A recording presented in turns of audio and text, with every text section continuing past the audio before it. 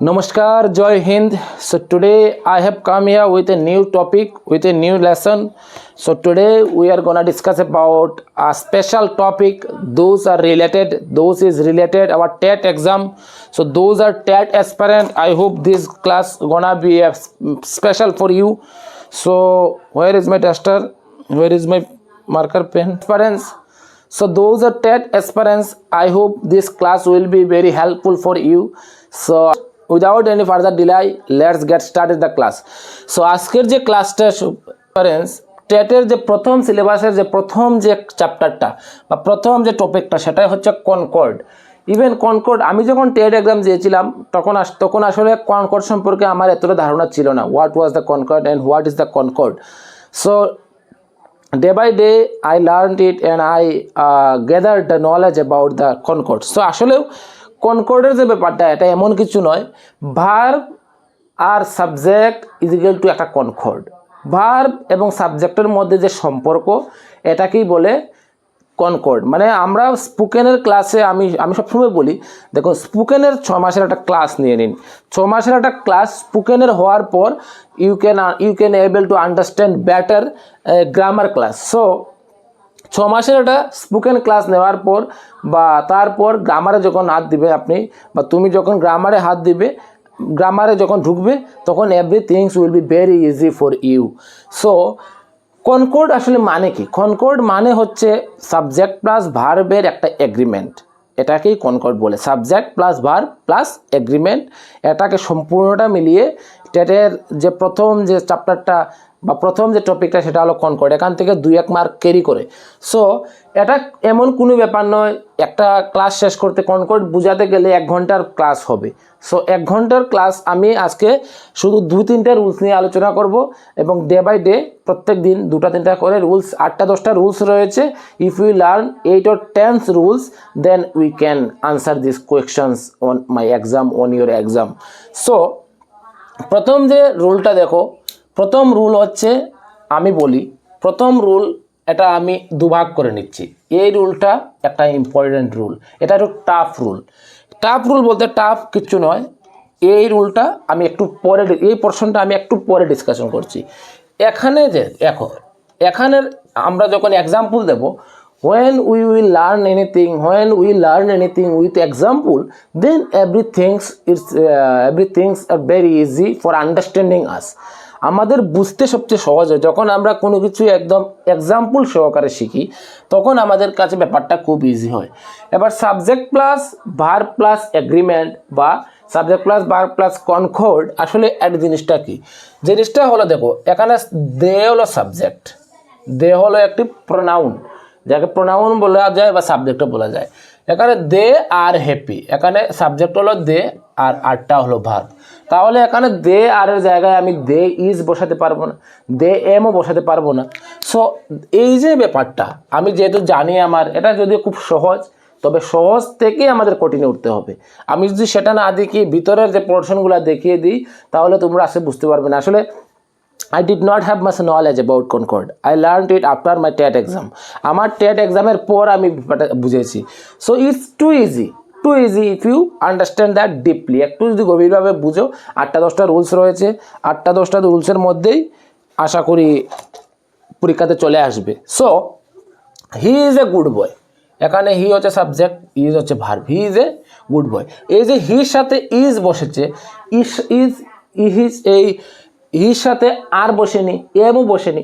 কারণ কি? হিজ কেন বসেছে কোনো উত্তর নেই। ওটা থার্ড পারসন সিঙ্গুলার সঙ্গে ইজ বসবে, কারণ যেটা প্রত্যেকটা ভাষারই তার নিজস্ব বৈশিষ্ট্যতা রয়েছে। এখানে হিয়ের সাথে ইজ কেন বসলো প্রশ্ন করলে এই উত্তরটা আমি পাবো না বা আমরা পাবো না। সো নেক্সট যেটা হলো সেটা হলো হি গোজ, এটা একটা প্রেজেন্ট সিম্পলের line. He goes to school, সে স্কুলে যায়। এইভাবে উই গো টু স্কুল, আমরা স্কুলে যাই। এবার এখানে যদি আমি উই গোজ লাগিয়ে দিই তাহলে এটা গ্রামাটিক্যাল রুলস কঠিন।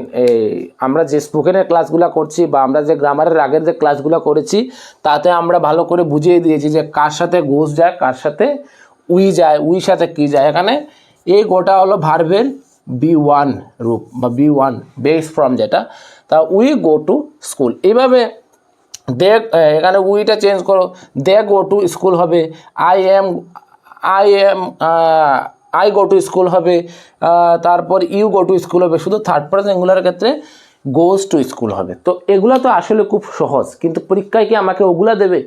পরীক্ষা you are TET aspirant and now you are seeing the how difficult to take a TET exam, মানে TET exam তো দেওয়া কতটুকু difficult, you understood that little bit. Our last TET exam we knew this information from our last TET. So এরকমই ভাবো, think that upcoming TET exam will be very tough. আমার সোজা সাপটা যে কথাটা সেটা হলো আপকামিং নেক্সট জেট এক্সামটাও খুব টাফ হবে, কাজেই এগুলো হলো বোঝার জিনিস। তারপরে যেখান থেকে প্রশ্ন করতে পারে, দেখো আমরা অনেক সময় এগুলো ধরতে অসুবিধা হয়। ধরতে অসুবিধা কি, আমি স্ট্রাকচারটা, প্রথম যে স্ট্রাকচারটা আমি রুল অফ অ্যান্ডের স্ট্রাকচারটা বলছি, rule of and point 1 point 2 করে আমরা পয়েন্ট নাম্বার 2 দেখো আমি টোটালি 8টা 10টা রুলস বের হবে।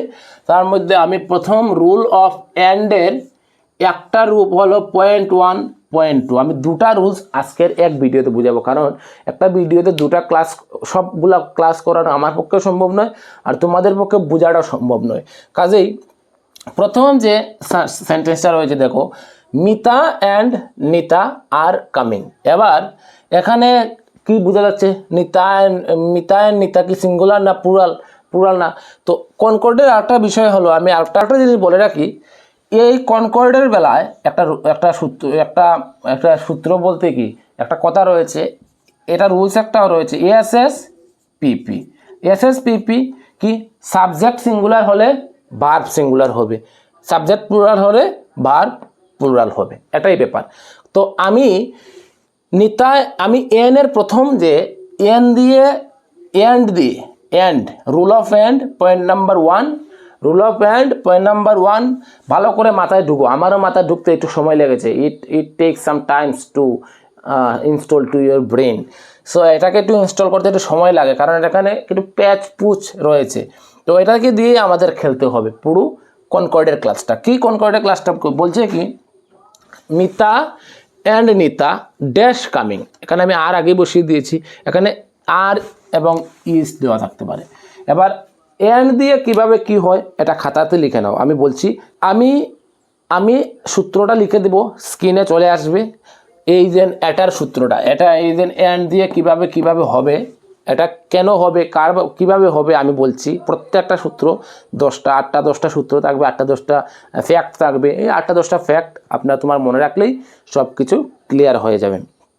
সো প্রথম যে এই যে লাইনগুলো, Mita and Nita are coming, you and he are coming, এবার এটা আর হবে না ইজ হবে, Ram and Shyam are going, subject plus and plus subject plus verb plural. এবার এই যে subject plus and plus subject plus and plus subject equal to verb plural. এবার দেখো প্রথম যে সূত্র, আমি স্ক্রিনে আসবে সূত্রটা আসবে, যদি সাধারণত যখন দুটি সাবজেক্ট অ্যান্ড দ্বারা যুক্ত থাকে, দুটি সাবজেক্ট অ্যান্ড দ্বারা যুক্ত থাকবে, যেমন মিতা অ্যান্ড নিতা, তখন সাবজেক্ট অনুযায়ী ভার্বটা প্লুরাল হবে, সাবজেক্ট অনুযায়ী তখন ভার্ব প্লুরাল হবে। এবার নিতাও সিঙ্গুলার কিন্তু এন্ড দ্বারা যুক্ত হয়েছে, যার কারণে দ্যাট ইজ ওয়াই এখানে আর থাকবে। So that is the rules. So এখানেও সেম, কি আমি স্ক্রিনে দিয়ে দেব, স্ক্রিনে আশা করি চলে এসেছে।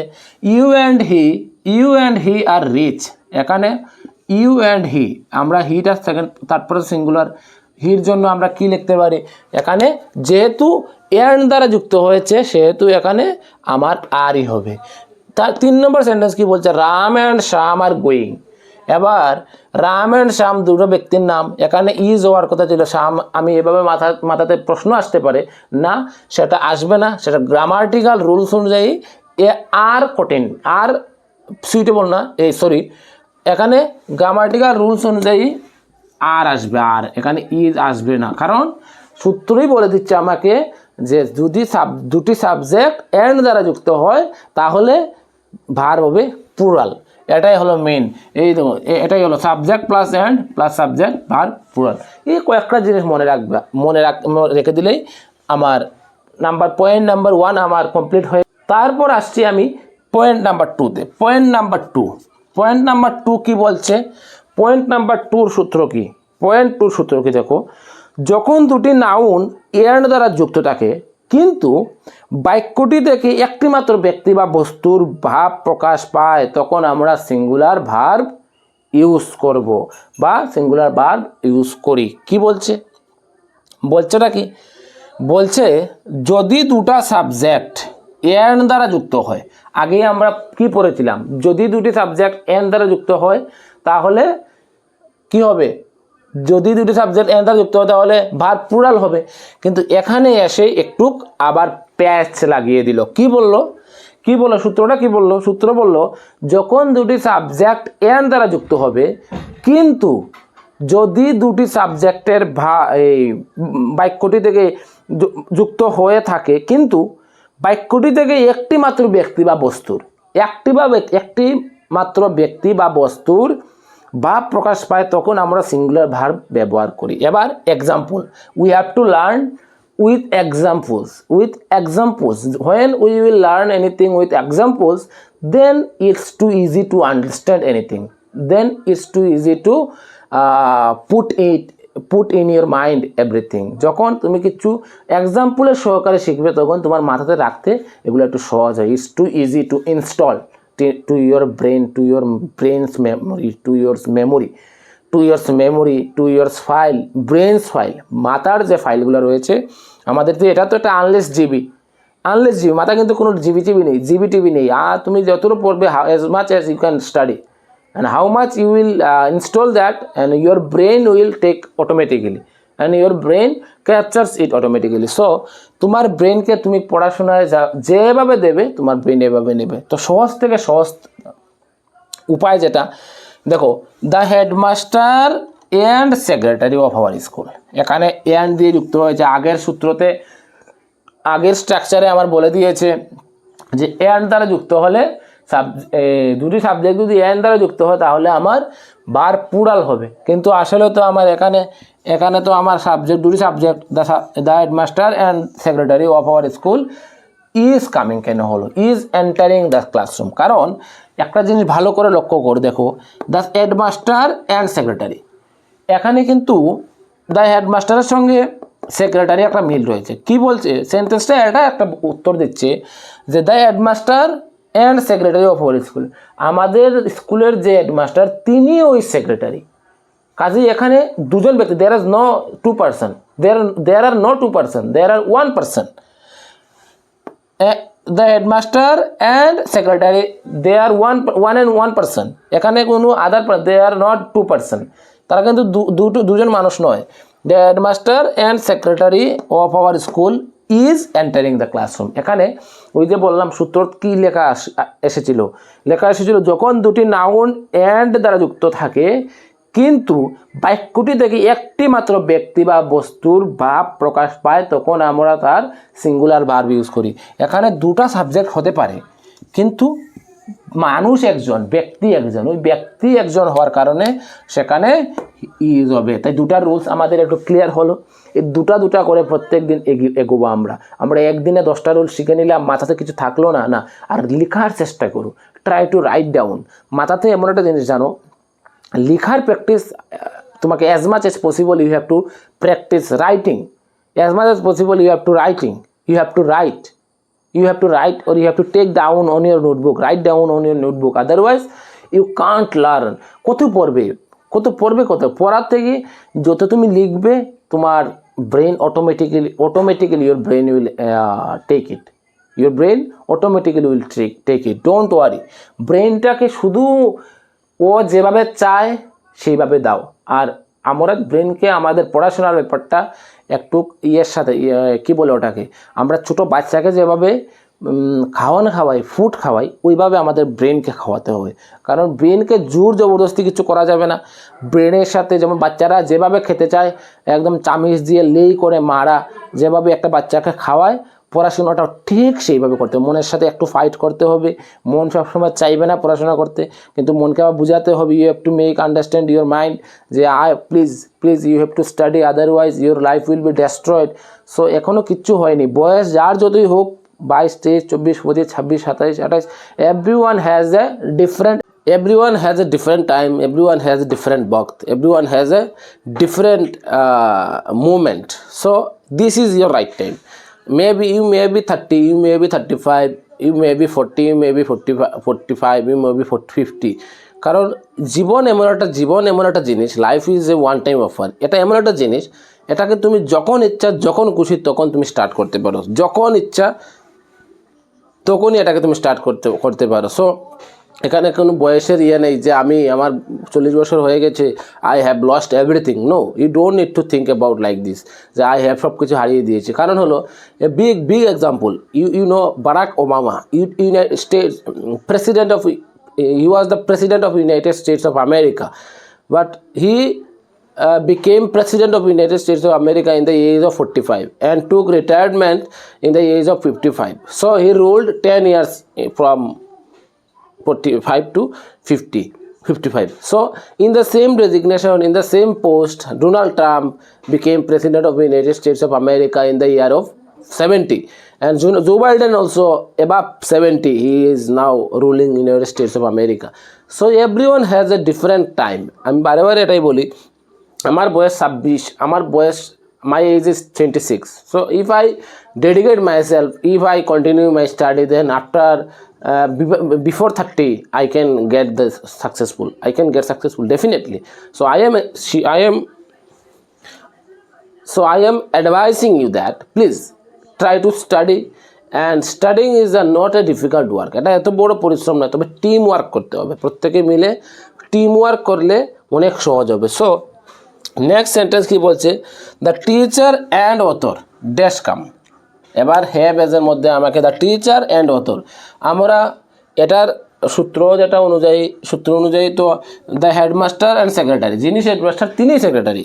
এখানে রয়েছে দ্য টিচার অ্যান্ড অথর, এখানে কিন্তু অ্যান্ড দ্বারা যুক্ত সূত্রটা আমরা আগের যে এখানে আমরা শিখেছিলাম যে অ্যান্ড দ্বারা যুক্ত কি হবে, প্লুরাল হবে, কিন্তু এখানে এটা প্লুরাল হবে না, এটা সিঙ্গুলার হবে। The teacher and author dash come, has কাম।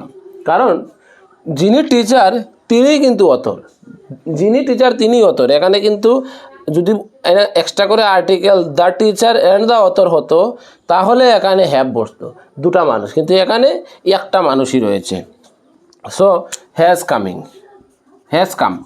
কাম এসেছেন, the teacher and author has come এসেছেন। সো নেক্সট সেন্টেন্স কি বলে করে নিলাম। নেক্সট সেন্টেন্স হলো the principal and the chief guest. The principal and the chief guest dash কি, the principal and the chief guest dash come, come. The principal and the chief guest come. এখানে যিনি principal তিনি হচ্ছে chief guest, তাই এখানে এটাও subject singular subject হবে, has come. এখানে দেখো the principal and the chief guest আলাদা ব্যক্তি নয়, কিন্তু যিনি প্রিন্সিপাল তিনি chief guest, has come. So it's too easy, concord. এভাবেই সাবজেক্ট ভার্ব এগ্রিমেন্ট, এভাবেই সাবজেক্ট প্লাস ভার্ব যে সম্পর্কটা সেটাকে আমরা কনকর্ড বলবো। সো এটা খুব ইজি। আরও 8-10টা রুলস আসবে, আরও 8টা থেকে 10টা রুলস আসবে, এগুলা থেকে তোমার 2-1 মার্ক ক্যারি হবে। So my friend